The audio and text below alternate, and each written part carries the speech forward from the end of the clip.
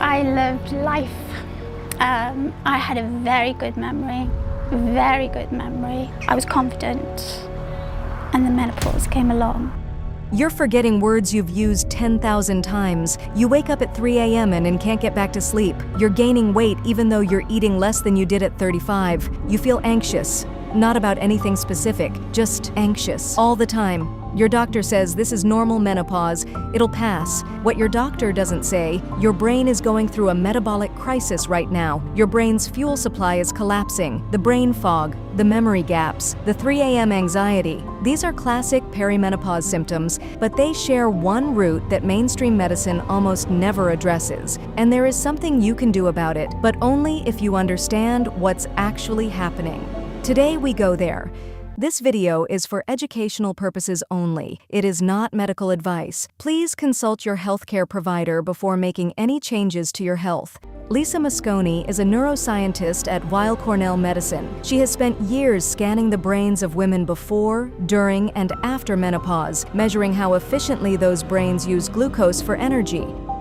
For so many years, there was this conception that men's brains were superior to women's brains, at least in medicine. Then there was, or in psychology, or, there's even this saying that brilliance in mathematics is a man's quality. Interesting. Yeah, interesting. Which completely disregards the fact that men have had access to higher education for so much longer than women, and that there are fantastic, brilliant female mathematicians in spite of that, right? And then pretty much the opposite happened, right? That at some point everybody was like, well, I don't want to sound like sexist, so I'm going to say that men and women have exactly the same brains, or that male brains and women's brains are exactly the same, which is not true. What she found should be front-page news. In perimenopause, typically mid to late 40s, the brain's glucose metabolism begins to slow by 10 to 15%. In postmenopause, it can drop by 20 to 30%, sometimes more. The bright orange and red regions on the PET scans, signs of high neural activity, fade to yellow, to green, to blue. And this is happening in women who feel fine, women still working, still running businesses. The collapse begins silently, years before you notice. And it starts with a hormone most doctors don't discuss in the context of the brain. Estrogen is not just a fertility hormone. It is one of the most powerful protective hormones for the brain. That replaces estrogen, so the whole reason for menopausal symptoms is that we become low in estrogen, and the consequences are a result of that. So HRT is the most effective treatment, and indeed it aims to replace the estrogen that our body stops producing. Estrogen regulates glucose transport into brain cells. Without it, neurons struggle to take up the fuel they need. Estrogen promotes synapse formation, new connections between neurons. It protects against inflammation. It keeps the mitochondria, the power plants inside every cell, running efficiently. And critically, estrogen makes cells sensitive to insulin. When estrogen begins its decline in perimenopause, often starting in the mid-30s, more dramatically in the early 40s, all of this protection falls away. Insulin sensitivity drops, brain cells take up glucose less efficiently, the mitochondria slow down, inflammation creeps in, the brain starts to run on less. This is not psychological, this is not stress. This is biochemistry. As you mentioned, all women are affected by the menopause, and there's huge variation in the severity and duration of symptoms. I think the severity that was described is not, hopefully not very common, but sadly not rare. And I know of many women who have had lives, their home life, their social life, their work life devastated by the onset of the menopausal symptoms.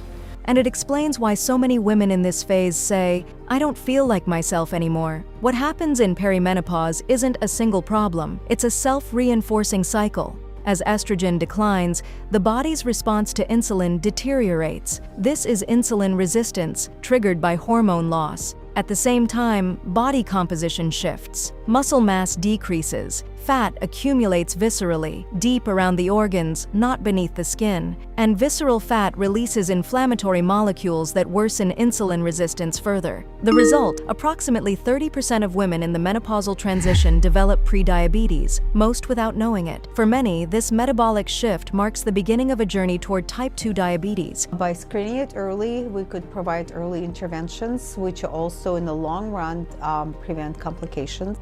which is usually kidney disease, heart problems.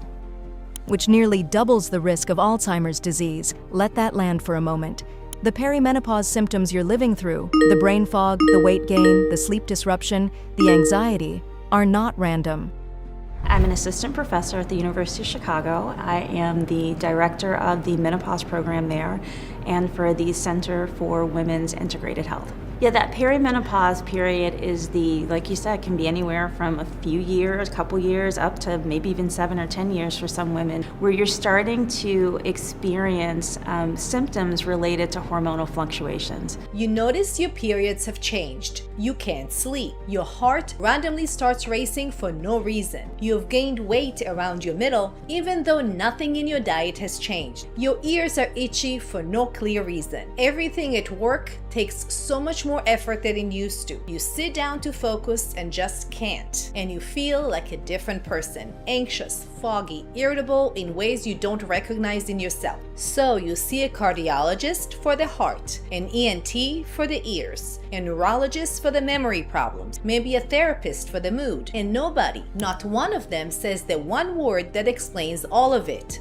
perimenopause. They are connected. They share a root, and that root is insulin resistance. This is not destiny. This is an unrecognized, untreated metabolic process, one that mainstream medicine almost never screens for in perimenopausal women. Let's talk about the symptoms that frighten women most, not the hot flashes, the cognitive symptoms. Word-finding difficulties, walking into a room and forgetting why, reading the same paragraph 3 times, and the 3 a.m. awakening, heart racing, mind spinning, unable to return to sleep. What is happening biologically? Sleep problems in perimenopause go beyond just being woken up by night sweats or palpitations, though those certainly makes things worse. Progesterone has a natural calming effect on the brain and helps promote sleep. As progesterone drops, that calming effect disappears. Estrogen also plays a role in sleep quality. When both hormones become unstable, falling asleep and staying asleep becomes a real struggle. You may find yourself wide awake at 3 a.m. with no clear reason. Or you may fall asleep fine but wake up repeatedly through the night. And poor sleep makes everything else worse. Mood, energy, weight gain, joint pains, and ability to concentrate and think clearly all gets worse. As estrogen falls, cortisol rises, acting as a partial substitute. This cortisol surge disrupts deep sleep. Without deep sleep, the brain's glymphatic system, the overnight waste clearance process, cannot run its full cycle. Amyloid beta and tau proteins accumulate. Meanwhile, the brain receives less glucose because of insulin resistance. It is metabolically undernourished, even when the body has plenty of food. This is why Alzheimer's disease is increasingly described as type 3 diabetes. The mechanism is the same: insulin resistance in the brain, disrupting energy supply and accelerating the buildup of cognitive waste products. More than 80% of Alzheimer's patients show insulin resistance. Menopause is not the end point. It is a decision window. What happens in these years, metabolically, shapes what the brain looks like at 70, 80, and beyond. What does a woman with menopausal symptoms typically receive from her gynecologist? If she's lucky, a conversation about hormone therapy. What she almost never receives is a window into her metabolic state. Ask your doctor about fasting insulin, not just fasting glucose. Fasting glucose can look normal for years while insulin is already chronically elevated. Your fasting insulin combined with your fasting glucose gives a HOMA-IR score, a direct measure of how hard the insulin system is working. Research in postmenopausal women has shown that elevated HOMA-IR predicts metabolic breakdown years before standard glucose tests catch it. Ask also about your TIG index. Triglycerides and fasting glucose combined. A 2023 study of menopausal women found it outperformed standard markers in identifying early metabolic breakdown between prediabetes and full diabetes. These are simple, inexpensive blood tests. They are rarely ordered in routine gynecological care. They should be. When insulin resistance is confirmed, physicians often discuss hormone therapy. A 2025 meta-analysis of 17 controlled studies involving over 29,000 participants showed that hormone therapy significantly reduces insulin resistance in postmenopausal women. Research confirms it is among the more powerful metabolic interventions available and not the right path for everyone. Before that conversation, the research has also looked at non-pharmacological approaches. A study published in Climacteric followed 80 postmenopausal women with metabolic syndrome for 12 months. Those supplementing with myo-inositol, a molecule your cells use as a secondary messenger in the insulin signaling pathway, saw their HOMA-IR fall from 9.4 to 2.1. 20% of the treated group no longer met criteria for metabolic syndrome at all. A 2024 umbrella meta-analysis in clinical therapeutics found that berberine, a plant compound that activates an insulin-sensitizing enzyme pathway, reduced HOMA-IR and fasting glucose across multiple randomized controlled trials. These are starting points, not prescriptions. Always discuss any supplementation with your healthcare provider, especially if you are taking medication. After menopause, the body can find alternative fuel pathways for the brain, if you help it. Ketone bodies, the brain's evolutionary backup fuel, step in where glucose metabolism fails. What can you do today? Whether you are in perimenopause, menopause, or postmenopause, the first area is carbohydrate quality. No sugar, no white flour, no ultra-processed products. The goal: let insulin fall so brain insulin receptors can recover sensitivity. The second is a daily fasting window. Last meal by 6 p.m. if possible, or at minimum 3 hours before sleep. Insulin falls. Ketone production begins. The brain receives its backup fuel. The third is muscle protection. Actively. Strength training 2 to 3 times per week. Muscle is the body's most important insulin-independent glucose buffer. Every year of muscle loss is a year of lost metabolic protection. The fourth is sleep, treated as medicine, not a luxury. No alcohol close to bedtime. Cool bedroom.